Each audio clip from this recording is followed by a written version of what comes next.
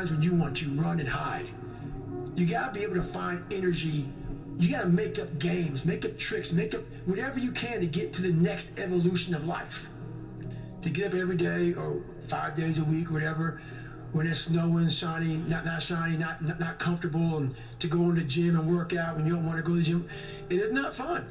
If tomorrow's not promised to you, right, and all you have is today, would you still do what you're about to do today if there wasn't a tomorrow? Would you spend your last day doing what you're about to do?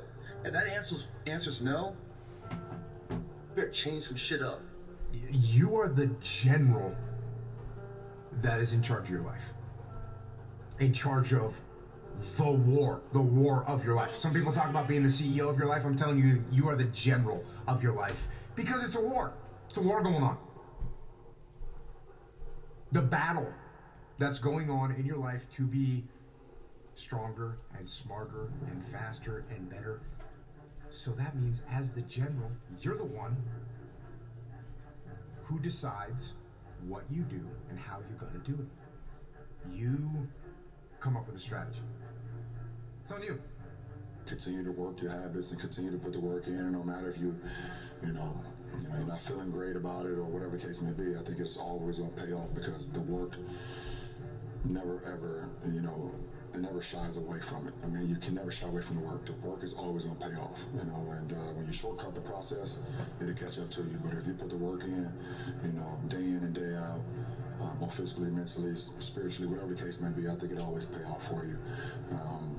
So for me, I want it to be great. I want it to be great, and you can't be great if you don't punch your clock in. So I think that's what it all boils down to.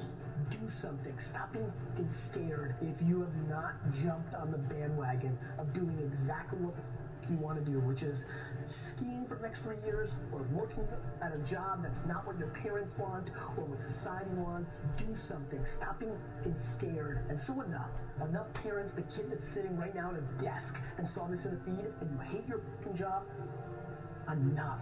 Stand up, get the fuck out of here, and do you. Live your life. You got one life.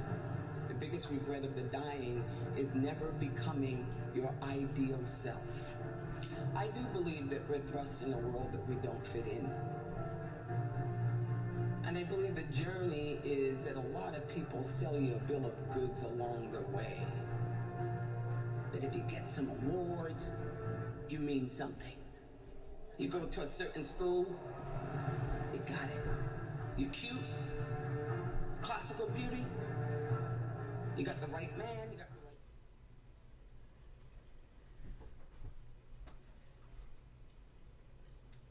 I guess it's because I used to go from doing 1,000 squats or 1,000 push-ups, like maybe in the span of 4 hours. Then I cut that in half to the span of doing 1,000 in 2 hours, then 1,000 in 1 hour. And, if I had to, I would spread it out throughout 8 hours. But it's apparent that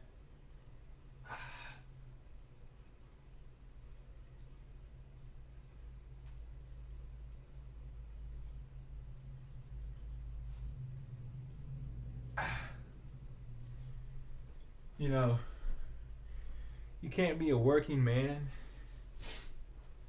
and spend hours just doing squats or push-ups or some shit.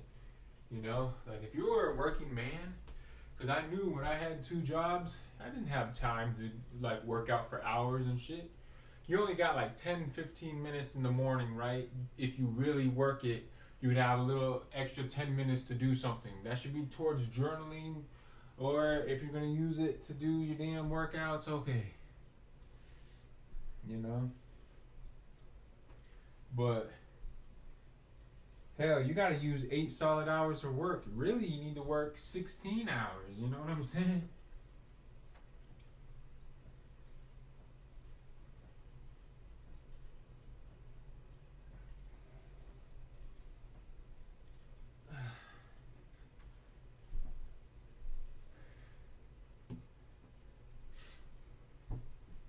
Yeah.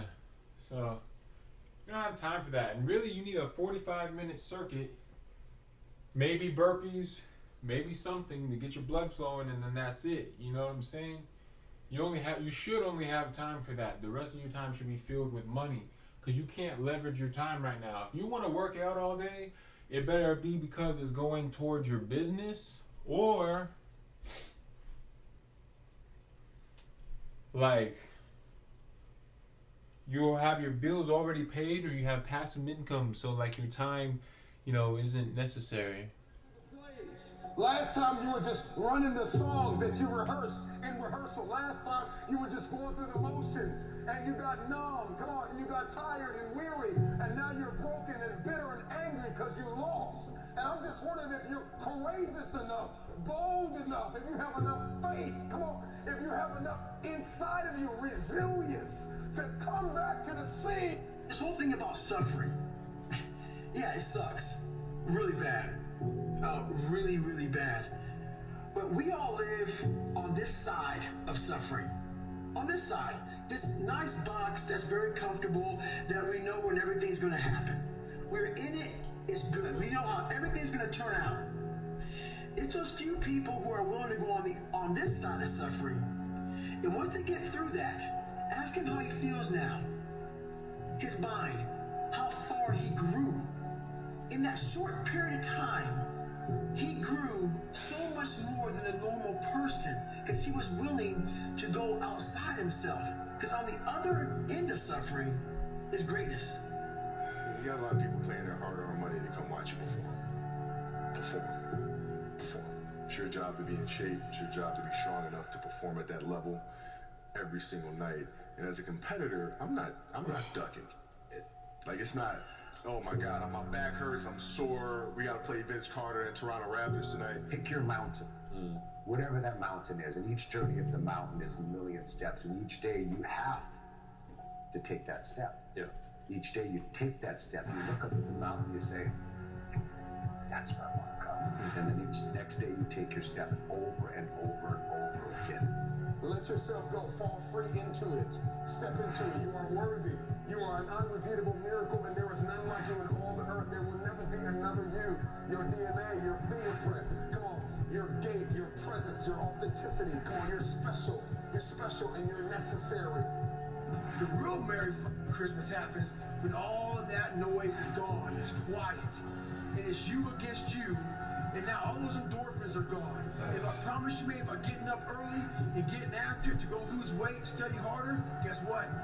It's a lot harder now. That repetition becomes a lot harder now.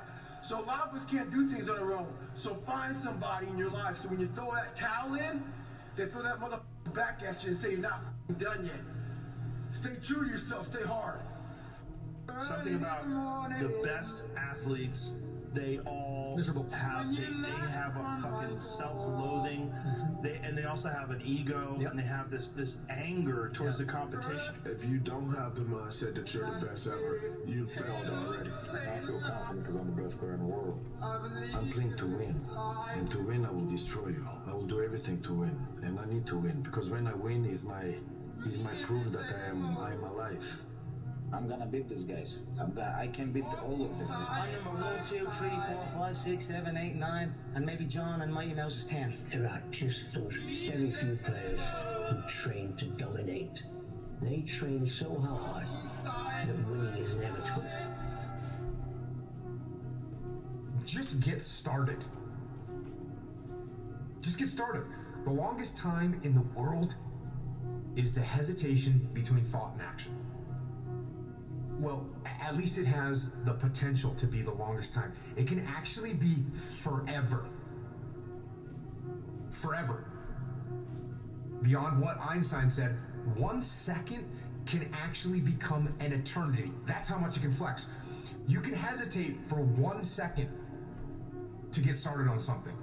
A workout, a project, a task, something that you know you should do. You can hesitate for 1 second. That 1 second of hesitation, all of a sudden it turns into 5 seconds. And then 10 seconds. And then 10 minutes. And then just like that, you drifted into the eternity zone.